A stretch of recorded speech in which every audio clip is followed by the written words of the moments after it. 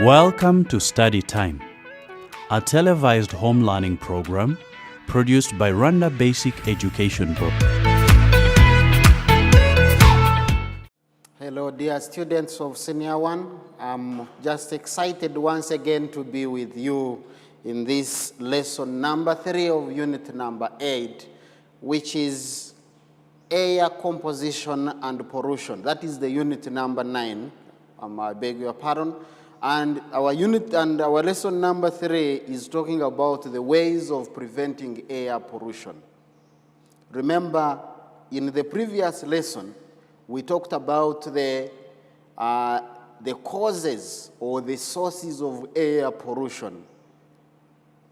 And among the causes that we even talked about, if you remember, we said there are primary causes, there are secondary causes or the sources, and even there are natural sources. Then we have the mobile and we have non-mobile sources of air pollution. If you remember, that is what we talked about briefly. And I had given you even the homework. I hope you could have done that homework. Do you still remember the homework I gave you? If you still remember, I hope you did the homework. And if you didn't, then I expect you to please do that homework. I had asked you to look at the differences between the secondary and primary sources of air pollution. What is the difference between the primary and secondary sources of air pollution? We also looked at the effects of the air pollution. So this time around, we are going to look at the ways of preventing air pollution. But I hope you still remember what air pollution means, because that is what we started with. We said that air pollution is any unwanted substance, any unwanted material that is introduced into the atmosphere, either naturally or artificially by human activities, and has even fundamental effects on either plants and animals. And when we mention the plants and animals, we are even also including the terrestrial plants and even the aquatic plants. The same applies to the animals, the terrestrial animals and aquatic animals as well. So I'm sure you're ready. Please, if you are not, within a few seconds, get ready with your pen and a notebook. Write down some few information. This information will be very useful to you, as you can go into the textbook. If you check on the REB website, you can get the textbook, and then even make some research on the internet about the air pollution, because there is a lot that is known about the air pollution, apart from what we are just going to look at. So this issue, the issue we are discussing here, is the issue of air pollution. The issue has become so serious that scientists attribute a large number of deaths to ever-increasing effects of air pollution. In fact, polluted air, this is according to some research, the polluted air kills each year more people than malaria or tuberculosis, because some of these effects are not easily recognizable. Some cities even shut down during certain parts of the year because the air is toxic, that it is impossible, even some activities stop to go on. The transportation can even stop. Some other activities, the business activities, can even stop because of the air pollution. That is in some cities in the world.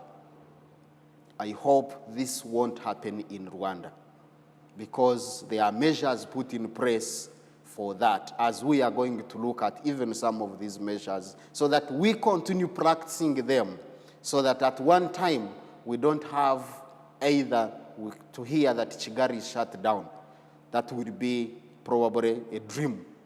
I don't think it will happen at any one time. Another alarming record comes from New Delhi in India.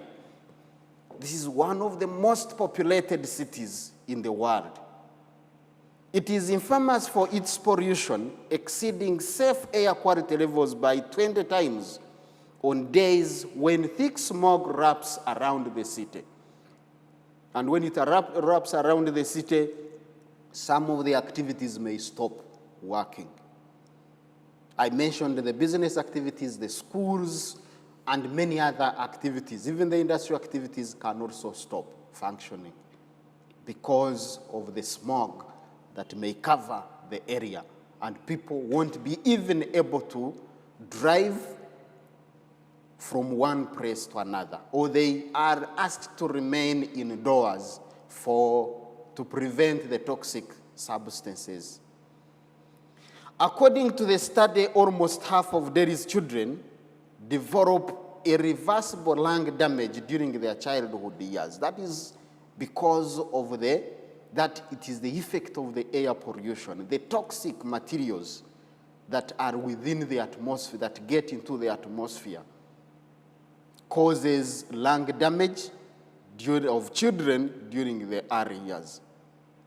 Lung damage that may also result into death. That is very obvious. Now, some of the ways that we have to look at is using renewable fuel and clean energy production. So the most basic solution for air pollution is to move away from fossil fuels, replacing them with alternative energies like solar, like wind energy. So we have the wind energy over here. So these are the wind generated.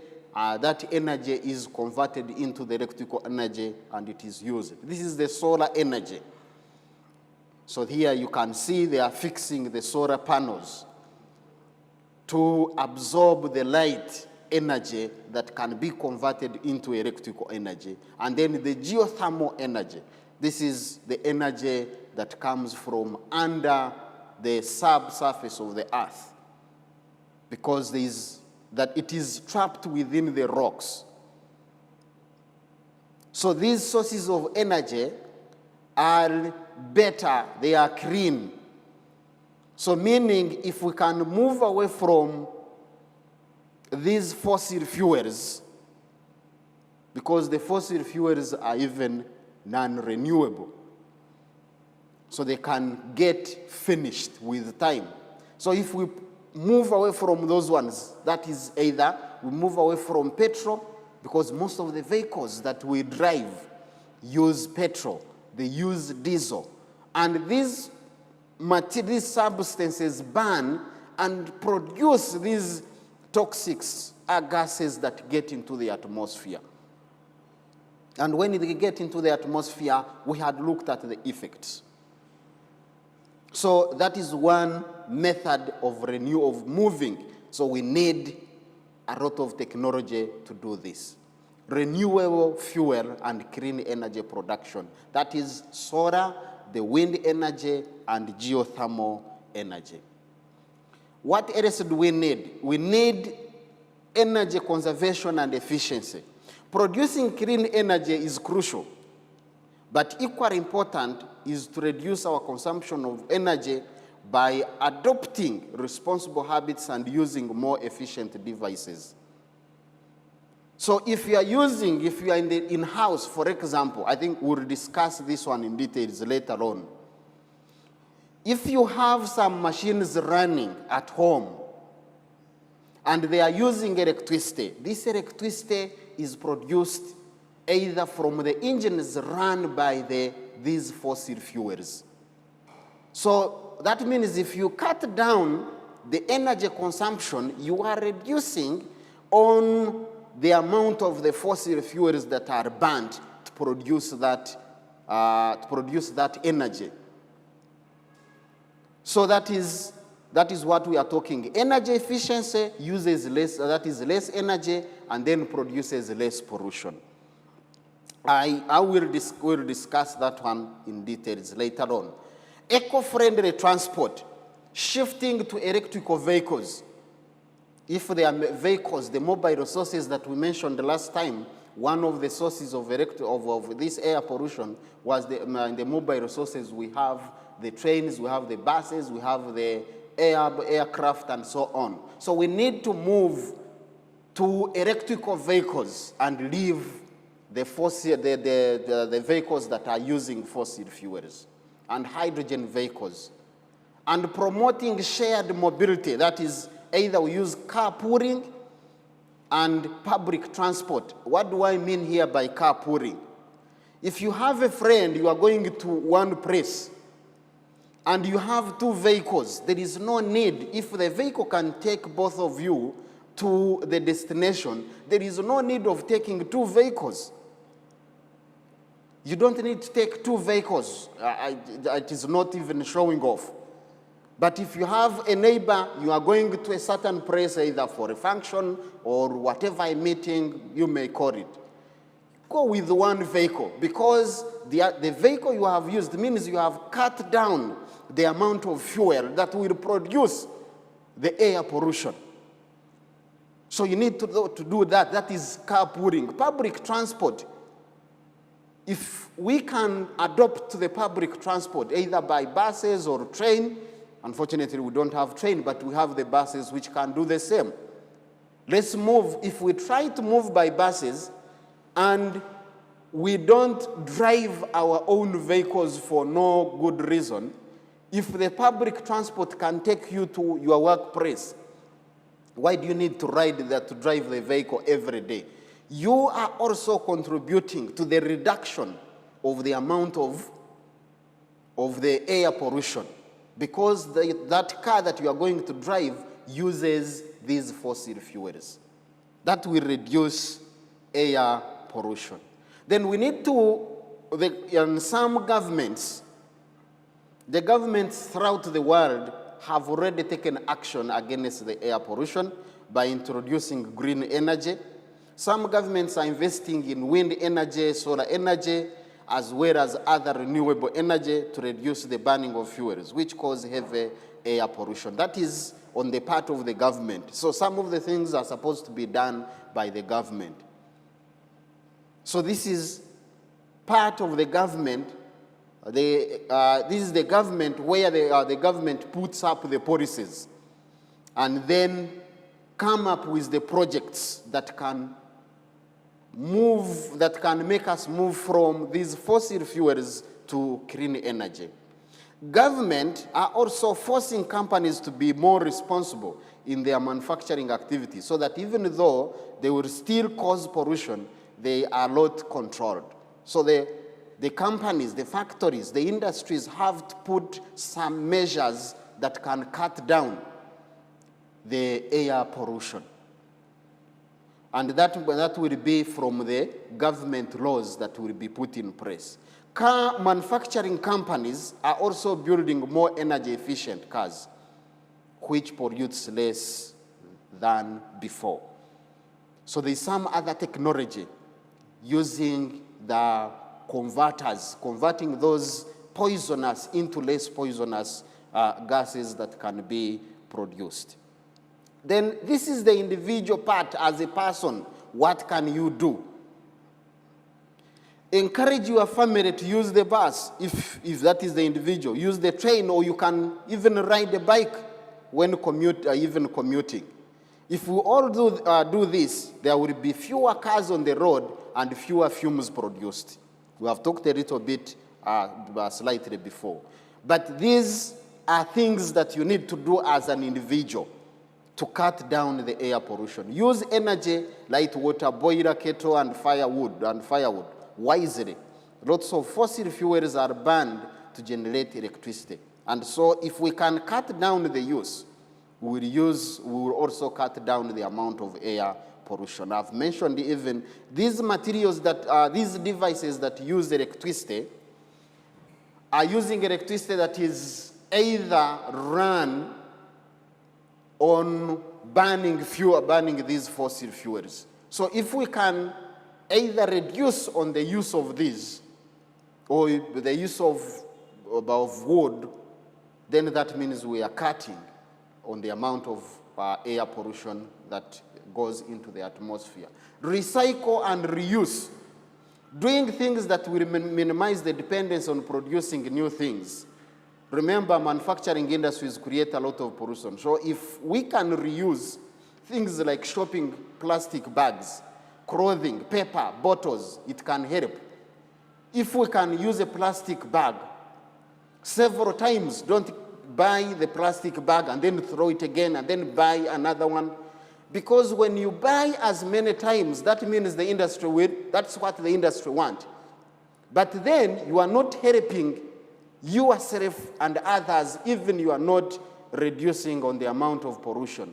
Because as you throw away, then you buy. The industries have to produce a lot, and they are using these fossil fuels to produce a lot of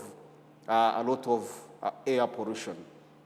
Save energy and make sure you use energy efficiently. We have mentioned this one before, but that is on the individual part. That's what I want to take emphasis on. Take good care of your wood stove or fireplace. If you are using the wood, then it means your fireplace has to be very clean. Because when you are using the firewood, because of incomplete combustion, there are some particulate matter of the small size that get into the atmosphere. And when they get into the atmosphere, they will have effect on the respiratory tract. And that will cause even the respiratory tract infections, which may lead either to some diseases, respiratory tract diseases, and eventually death. So we need to recycle, buy recycled products. So when we are going to buy things, let's buy products that can be easily recycled, be recycled and then used. Because in that case, we'll be using less energy and therefore reducing the amount of pollution. Consume less and choose unsustainable products. If you need to buy new products, whatever they are, support local companies that are committed to sustainable manufacturing practices, reducing pollution in the air. Why do we say we consume products that are locally produced? Because we are just avoiding the transportation from other areas. If a commodity or a good is coming from either Pakistan and it is supposed to be consumed here, how does it come? It is through transportation. And these means of transport may be using fossil fuels that increases the amount of air pollution. Eat local and organic produce and eat less meat. That one is obvious. If possible, consider buying organically grown produce over the conventional one and look for local products. This is almost similar to the other one. Organically produced here, that means there is no transportation costs that will increase the amount of the burning of fossil fuels. Grow your own food and eat seasonal foods. Just take an example. Bananas imported from Costa, these are the areas where there is a lot of banana, they grow a lot of banana. Costa Rica, this is Southern America, Guatemala, Honduras, or other exotic destinations. Kiwis from Chile, New Zealand, mangoes from Thailand. Now, these are things that can be grown within the country. If ourselves can grow these foods, and we don't depend on the other ones coming from outside, we are trying to control even the amount of pollution that goes into the atmosphere. Remember, the atmosphere has no borders. So there is any other country can pollute, so you don't look at yourself alone in terms of the air pollution, because the atmosphere has no borders. So something else, then we plant the trees. This is very, very important. Trees are not only natural air filters, they also cool down summer temperatures by a few degrees. Even the slight temperature reduction can make real difference in keeping the air clean. Because many compounds and ground level zone forming chemicals are temperature dependent. So air filters, that's why we need these trees, because they will also absorb the amount of the carbon dioxide. Keep air purifying indoor plants. So if it is possible, indoors, that is inside your houses, very elegant solution to improve air indoors that would also have beneficial effect on our health is keeping house plants. Many house plants have the same ability as trees to metabolize air pollutants from indoor spaces, as well as refresh air by removing carbon dioxide and replenishing oxygen. Because plants, plants absorb carbon dioxide and they give out the oxygen, so you increase the amount of oxygen within the house. Plants with large leaves that originate from tropics and rainforests are especially effective. These are some of the plants that we can give as an example. We have the elephant ear, we have peace lily, we have rubber plant, we have the bamboo palm, we have weeping fig, we have the snake plant. So these are some of the trees that you can grow, or plants that you can grow inside indoors that will act as air filters. So another one, make sure your door is open, the windows are open. At least don't close the house for a very long time. That also refreshes the air inside, because there is pollution that can be produced indoors. So we have outdoor pollution and then indoor pollution. But when the windows are open, when you get into the house, make sure the first thing you have to do, open all the windows to get some air from outside, which may be more cleaner. So that is very important. Use natural products and non-toxic cleaners. The majority of the air fresheners, the detergents, the paints and cleaners on market contain these toxic substances. And these are volatile organic substances, the compounds, that vaporize and get into the air. Take note of this. Air fresheners, detergents. The air fresheners also includes even some of the perfumes that we use. So they produce these toxic substances that get into the house. These volatile organic compounds present a variety of chemicals derived from petroleum. And for your information, these products, the main source, the sources are from petroleum products. One of the examples is formaldehyde, benzene, perchloroethylene, and chlorofluorocarbons. These are very dangerous when they get into the atmosphere, in as far as even destroying the ozone layer. These chemicals do not only pollute indoor air, they can be detrimental to you, even to you and your even animals and even other peoples. And some of the symptoms you may develop when there is a lot of pollution inside your house, you may develop either some irritations, nausea, dizziness, asthma, liver and kidney failure, central nervous system damage, and even cancer. So it is very important to note of the substances that we use even at home. The air fresheners, the perfumes, the detergents, the paints, and so many others. Please do not smoke inside the house. It is very dangerous. Do not smoke inside the house.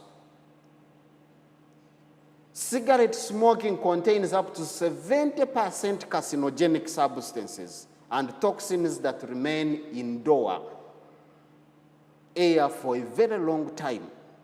So whenever somebody is smoking, but you know the effects of the smoking, please don't smoke inside the house.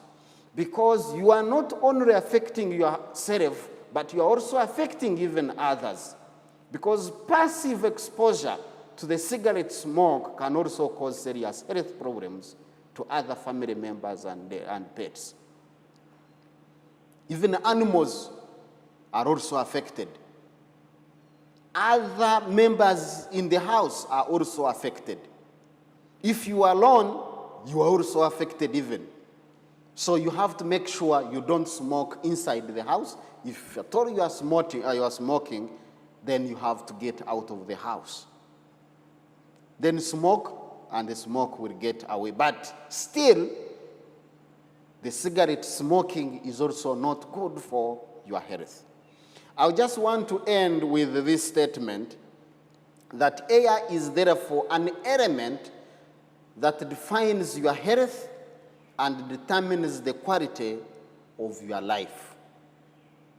Air is therefore an element that defines your health and determines the quality of your life at the moment and in the future. So probably you may say now, after all, for us, maybe we are okay. Or we are putting in place all the measures that probably we have mentioned.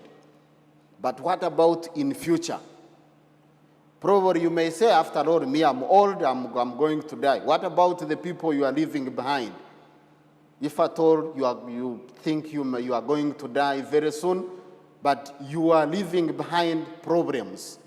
So irrespective of your age, young, children, old, you need to respect the means that can